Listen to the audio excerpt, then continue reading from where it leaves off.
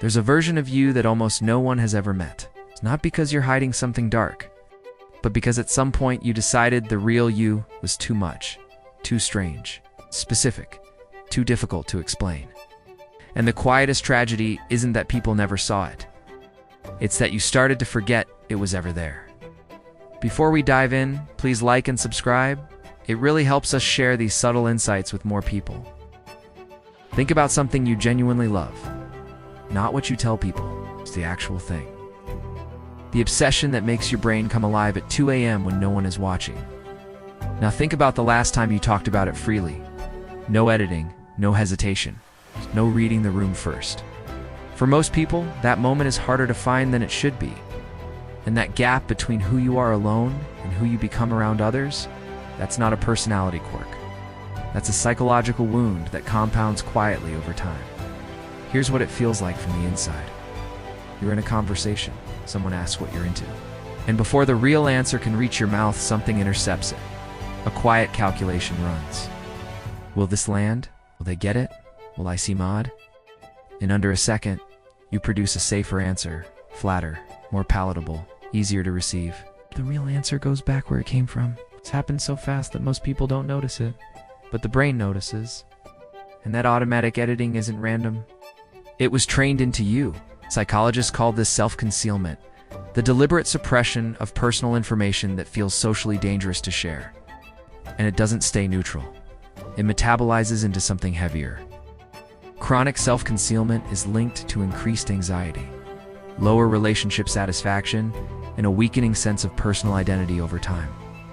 Not because the interest itself matters that much, but because hiding it, repeated hundreds of times across years, sends one message to your nervous system.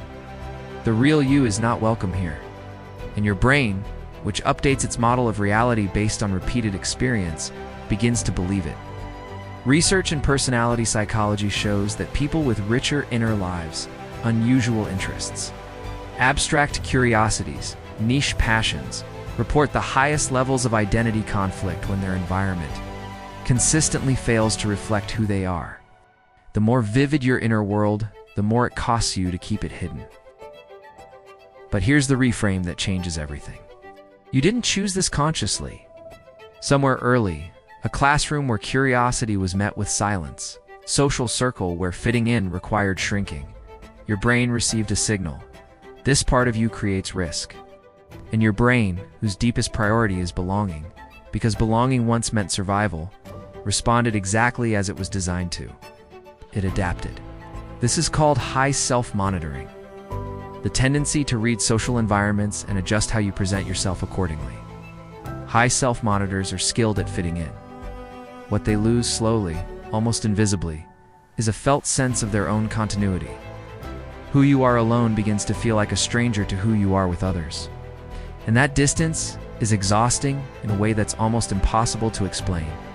Because you're not living one life, you're managing two. Here's what's happening in your brain underneath all of this. Your default mode network, the system most active during rest and self-reflection, is where your sense of self is actually built. Think of it as a background processor, running constantly, asking without words, who am I? What do I value? When authentic expression is chronically suppressed, that processor starts working with missing data. Like a map maker forbidden from drawing certain territories. The map still gets made, but entire regions are left blank. You didn't forget who you were through carelessness. Your threat detection system made that calculation automatically, so consistently, for so long, that eventually the hiding became invisible, even to you. So what does closing that gap actually look like? Not dramatic, not forced, but something quieter. Notice the edit before it happens. Not to stop it immediately, just to observe it. Awareness precedes change. Watching the self-censorship in real time, without judgment, slowly weakens its grip. Let one person actually know you. Research shows that self-concept clarity, knowing clearly who you are, strengthens when even one person genuinely sees you. Not a crowd, one conversation. One space where the real version of you exists without negotiation. Treat your hidden interests as information. What your mind returns to when no one is watching isn't distraction. It's data. your brain's most honest signal about what it finds meaningful. Think of your authentic self as a frequency, always present, always broadcasting. But after years of social editing, after hundreds of small moments where you chose the safer answer, the signal has been turned down so low that even you can barely hear it. The work isn't to become someone new, simply this: stop jamming your own signal.